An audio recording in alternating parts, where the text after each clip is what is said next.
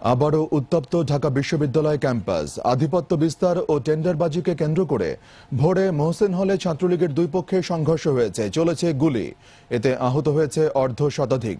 পরে পুলিশ গিয়ে পরিস্থিতি নিয়ন্ত্রণে নেয়, উদ্ধার করে একটি রিভলভার, 2 রাউন্ড গুলি, রড ও চাপাতি। আহতদের বিশ্ববিদ্যালয় মেডিকেল সেন্টার সহ নগরীর বেশ কয়েকটি হাসপাতালে ভর্তি করা হয়েছে।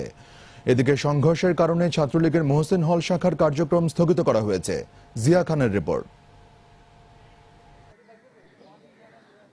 ভোর 4:30টার দিকে মহসিন হল শাখার সাংগঠনিক সম্পাদক মহিউদ্দিন মাহি এবং সভাপতি শেখ মোহাম্মদ আলী ও সাধারণ সম্পাদক মহিউদ্দিন গ্রুপের মধ্যে এই সংঘর্ষ শুরু হয়। এ সময় বেশ কয়েক রাউন্ড গুলি ও হাত বোমার বিস্ফোরণের শব্দ পাওয়া গেছে বলে জানায় শিক্ষার্থীরা। তারপর শুরু হয় ভাঙচুর।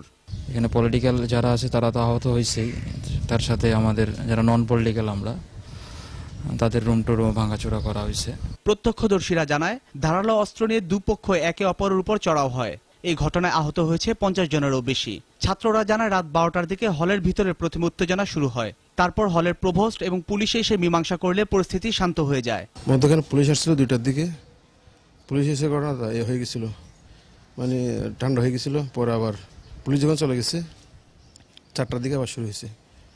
তো ওদিক থেকে 3 গ্রুপের মধ্যে মারামারি হয়েছে। আমরা করে সবগুলোরে মানে কুবাইতে রুম ভাঙতে চলে গেছে।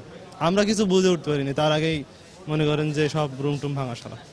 পুলিশ জানায় ছাত্রলীগের দুটি পক্ষের প্রভাব বিস্তারকে কেন্দ্র করে সংঘর্ষের ঘটনা ঘটেছে। এ সময় হলের ভিতর থেকে লাঠি, রড, দা, চাপাতি এবং 2 রাউন্ড গুলি সহ উদ্ধার করা হয় একটি রিভলভার। এই হলটা যার প্রাধান্য বেশি থাকবে সে মোটামুটি ইউনিভার্সিটির একটা কর্তৃত্ব পেয়ে যায়। এত বিভিন্ন কাজকাম আছে, তারপরে বিভিন্ন হলে আপনার উন্নয়নমূলক কাজ হয়, তার অংশীদারিত্ব তারা নিতে পারে। এই বিষয়গুলো নিয়ে মূলত একটাকে মাহি নেতৃত্ব দিচ্ছে, একটা পার্টকে, আর একটা পার্টকে প্রেসিডেন্টের মধ্যে দিচ্ছে। তবে সকাল থেকে হলে পরিস্থিতি স্বাভাবিক আছে বলে জানায় পুলিশ। অপ্রীতিকর ঘটনা এড়াতে হলের ভিতরে এবং বাইরে পুলিশ মোতায়েন করা হয়েছে। জিয়া খান, 21 টেলিভিশন, ঢাকা। পুরনো লক্ষ্য